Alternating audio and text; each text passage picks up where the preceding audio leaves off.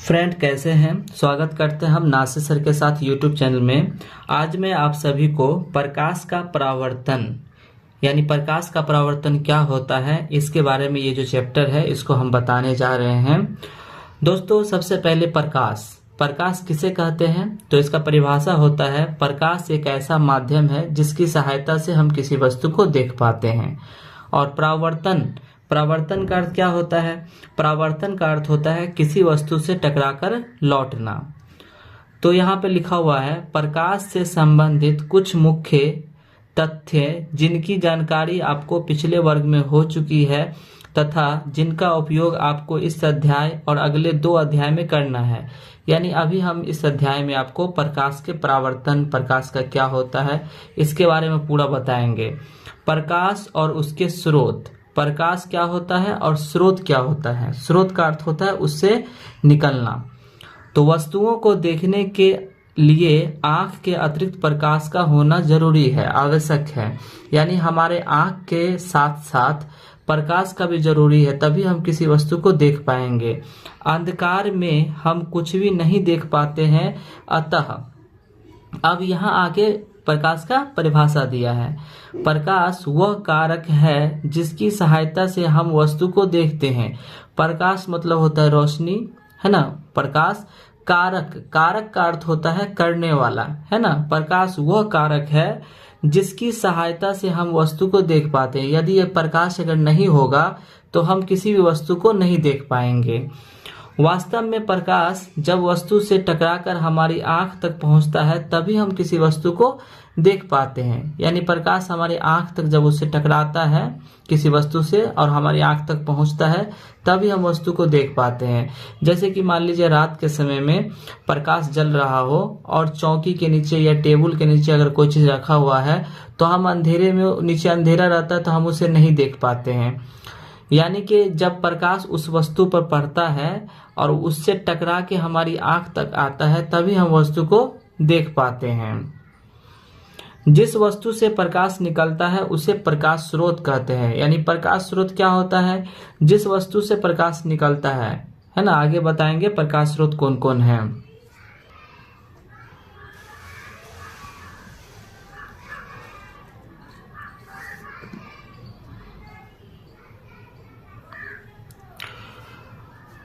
कुछ प्रकाश स्रोत प्राकृतिक और कुछ मानव निर्मित होते हैं। प्राकृतिक मतलब क्या होता है? जो हमें प्रकृति के द्वारा, भगवान के द्वारा मिलता हो उसे प्राकृतिक स्रोत कहते हैं। और मानव निर्मित मतलब होता है जो आदमी बनाता हो, यानी मैन मेड, आदमी के द्वारा बनाया गया हो उसे बोलते हैं मानव निर्मित। जैसे कि सूर्य, तारे आदि प्रकाश के प्राकृतिक स्रोत है। यानी सूर्य हुआ, तारा हुआ, ये सब प्रकाश के क्या हुआ? प्राकृतिक स्रोत हुआ, यानी प्रकृति द्वारा हमें मिलता है। बिजली का जलता हुआ बल्ब, ट्यूब, मोमबत्ती, लैंप, लालटेन, दिया आदि प्रकाश के मानव निर्मित है। और ये सब क्या है? ये सब आदमी उसे बनाया है।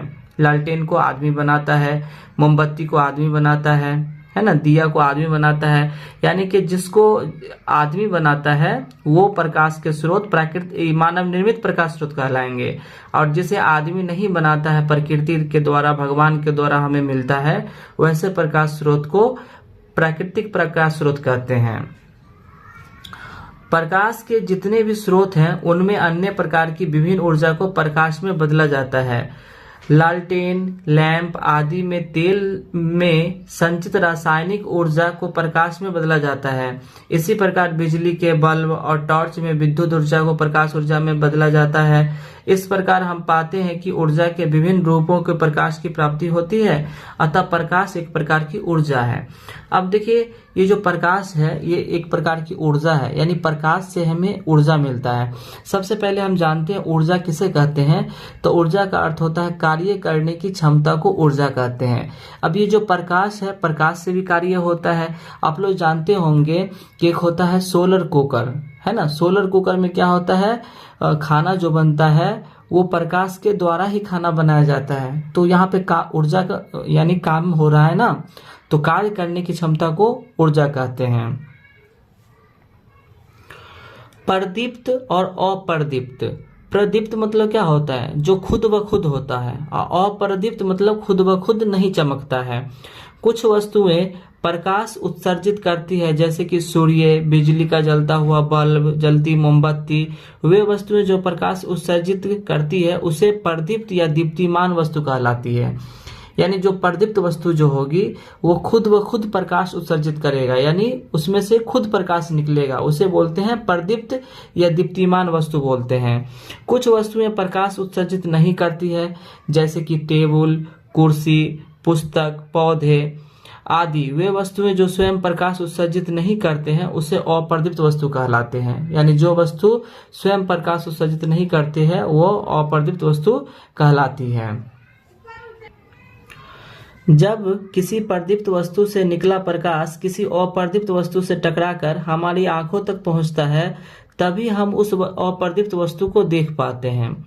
यानी कि प्रकाश जब किसी अप्रदीप्त वस्तु यानी कि जो खुद ब खुद नहीं चमकता है उससे टकराकर हमारी आंखों तक जब आती है, तभी हम उस अप्रदीप्त वस्तु को देख पाते हैं। यानी कि जिससे प्रकाश नहीं निकल पाता है उस वस्तु को हम देख पाते हैं।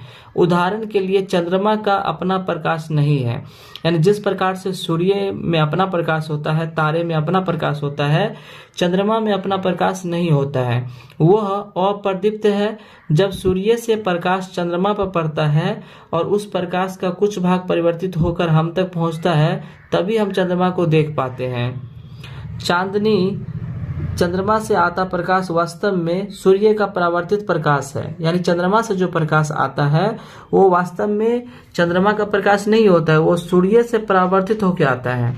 जिस प्रकार से हम दिन के समय में किसी दर्पण यानी जो आईना होता है, अगर उससे हम प्रकाश के रास्ते में अगर आईना को रखते हैं तो अंधेरे में क्या होता है, उससे प्रकाश जाता है तो वो प्रदीप्त होता है। उसी प्रकार से जब चंद्रमा पर जब प्रकाश पड़ता है तो उसका हिस्सा वहां से परावर्तन होकर हमारी आंख तक पहुंचता है, जिसके कारण हम चंद्रमा को देख पाते हैं। प्रकाश, सूर्य से आता प्रकाश जब सूक्ष्म कणों जैसे वायु के कणों, धूल कणों पर पड़ता है तो वो उस पर पड़ने वाले प्रकाश की कुछ ऊर्जा को अवशोषित कर फिर उसे चारों ओर विकृत करती है। इस प्रक्रिया को प्रकीर्णन कहते हैं। प्रकीर्णन ये परीक्षा में पूछने वाला क्वेश्चन है, इंपोर्टेंट क्वेश्चन होता है प्रकीर्णन। तो प्रकीर्णन का परिभाषा ये हो गया, यानी कि जब सूक्ष्म कणों यानी वायु के कणों, धूल कणों पर पड़ता है तो वो उन पर पड़ने वाले प्रकाश की कुछ ऊर्जा को अवशोषित कर लेता है, फिर उसे चारों ओर विकृत करता है। इस प्रक्रिया को प्रकीर्णन कहा जाता है। प्रकाश की किरणें किसी अप्रदीप्त पदार्थ जैसे कि मोमबत्ती की लौ या बिजली के जलते बल्ब से प्रकाश सरल रेखा में सभी दिशाओं में जाता है। एक सरल रेखा पर चलने वाले प्रकाश को प्रकाश की किरण कहते हैं। ये भी परिभाषा आ रहा है, प्रकाश की किरण किसे कहते हैं, तो एक सरल रेखा पर चलने वाली प्रकाश की किरण कहते हैं। चित्रों में सरल रेखा पर तीर का चिन्ह वह दिशा बताता है जिसमें प्रकाश चलता है। प्रकाश की किरणों के समूह को प्रकाश का किरण पुंज कहते हैं। ये भी परिभाषा है, किरण पुंज किसे कहते हैं, तो प्रकाश की किरणों के समूह को प्रकाश का किरण पुंज कहते हैं। किरण पुंज मुख्यतः 3 प्रकार के होते हैं, अपसारी किरण पुंज, समांतर किरण पुंज और अभिसारी किरण पुंज। अपसारी जो किरण पुंज है इसे इंग्लिश में बोलते हैं डाइवर्जिंग बीम, समांतर को बोलते हैं पैरेलल बीम और अभिसारी को बोलते हैं कन्वर्जिंग बीम, है ना। तो अभी हम आपको आगे बताएंगे अपसारी किरण पुंज किसे कहते हैं, समांतर किरण पुंज किसे कहते हैं और अभिसारी किरण पुंज किसे कहते हैं। अपसारी किरण पुंज, इस प्रकार के किरण पुंज में प्रकाश की किरणें एक बिंदु स्रोत से निकलकर फैलती नजर आती है। यानी कि अपसारी किरण पुंज में क्या होगा कि प्रकाश की जो किरण होगा वो एक बिंदु से निकलकर वो फैलता नजर आएगा। जैसे कि अभी आपको इसका चित्र दिखा रहे हैं। समांतर, जैसे कि ये हुआ अपसारी किरण पुंज, ये क्या है, एक बिंदु से निकलकर ये फैल रहा है, ठीक है, तीर बाहर की ओर निशान है तीर का, तो ये फैल रहा है। इसके बाद आता है समांतर किरण पुंज। ऐसे किरण पुंज में प्रकाश की किरणें एक दूसरे के समांतर होती है, यानी बीच की दूरी क्या होगा, समान होगा। बहुत अधिक दूरी पर स्थित प्रकाश स्रोत से आते किरणपुंज को समांतर किरणपुंज कहते हैं।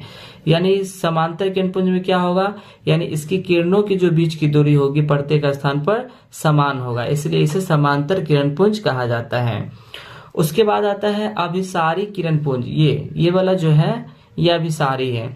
इस प्रकार के किरणपुंज में प्रकाश की किरणें एक बिंदु पर आकर मिलती है या मिलती हुई प्रतीत होती है, अतः ऐसे किरणपुंज में किरणों के बीच की दूरी घटती जाती है।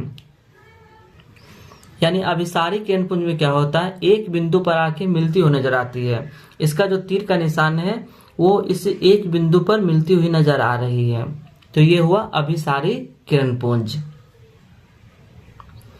उसके बाद होता है पारदर्शी, पारभासी और अपारदर्शी।